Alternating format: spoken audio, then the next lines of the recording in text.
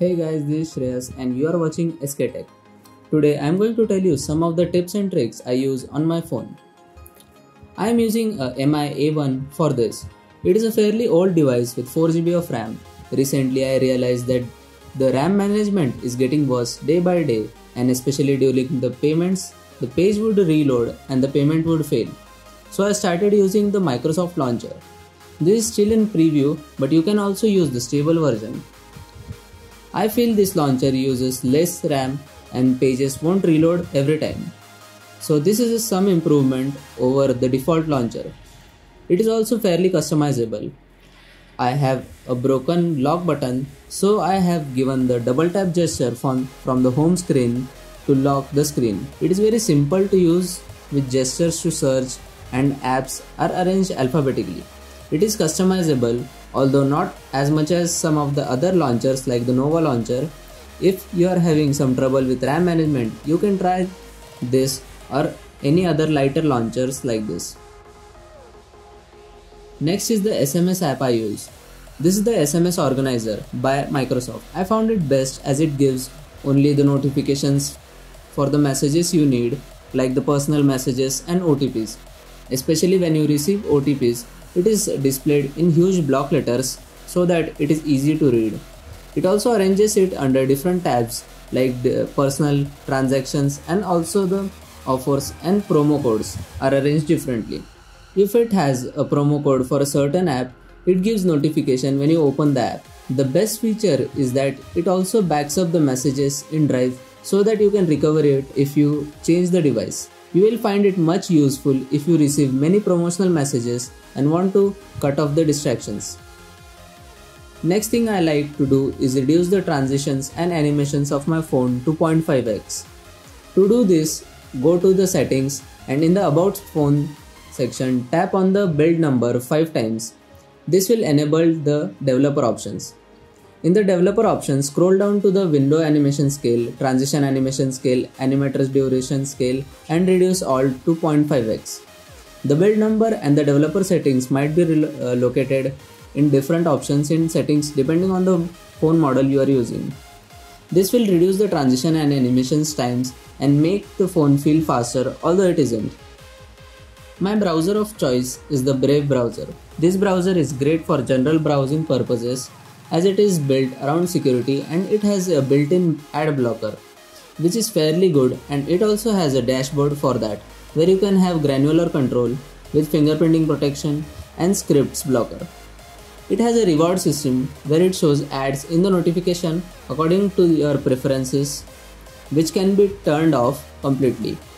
It then rewards in a cryptocurrency called BAT, which can be used to reward your favorite creator, and also it has some of the flags enabled by default which you have to enable manually in Chrome. I have also made a separate video on the Chrome flags which I find useful. I'll link it in the I button and also in the description. The only issue I find in it is that the sync situation is a little unconventional as it syncs everything in a chain of devices and not to an account. I also use an app called Edge Gestures. With the phone screens getting longer and big, this app comes in handy. You can customize the edges to perform tasks with gestures like one tap, double tap, triple tap, long press, and various swipes. I have customized the double tap to an app to lock the screen and the down swipe to access the notifications, swipe up to get the recent apps. So with this, I can use my phone with basically one hand. And also the bottom edge can also be used for gestures, which I find it in the way as I have hardware keys. This is a paid app though. If you want the bottom gestures like an iPhone, there is an app from XDA called Navigation Gestures. My File Explorer situation is all over the place. I use the Xiaomi File Explorer for simple tasks like opening files and copy-paste tasks and extraction, as the UI of the app is very simple and clean. Next, I use the ES File Explorer for serious cleaning purposes as it gives the analysis of the files according to size, and I can easily clean off the large files and see what is eating up the space. ES File Explorer can also access the files from external devices with file formats like NTFS and exFAT, but it can't edit them. Editing NTFS is not possible for now, but for editing the exFAT format devices, there is Mixplorer, which I have linked below.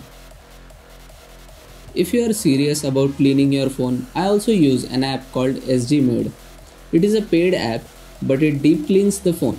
It deletes temporary files, uninstalled app files, duplicates and large files too. Next app is the Y Music.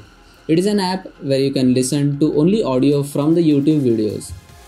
You can also minimize the app, which is not possible on the YouTube app. It is best for music and podcasts. There is also the YouTube Vanced app, which is the YouTube app itself, but with additional features like picture-in-picture and minimizing capability. For logging in with your Google account in it, you will also need to install the MicroG app. One tip I have for editing a PDF document is when opening a PDF file, open it with Microsoft Word. It will convert the PDF to Word file and make it fully editable. This trick also works on PC. These were some of the things I use on my phone, which you might find useful. I have linked all the things in the description, please check it out. Thank you for watching everyone, please like, share, subscribe for more such content and stay home, stay safe.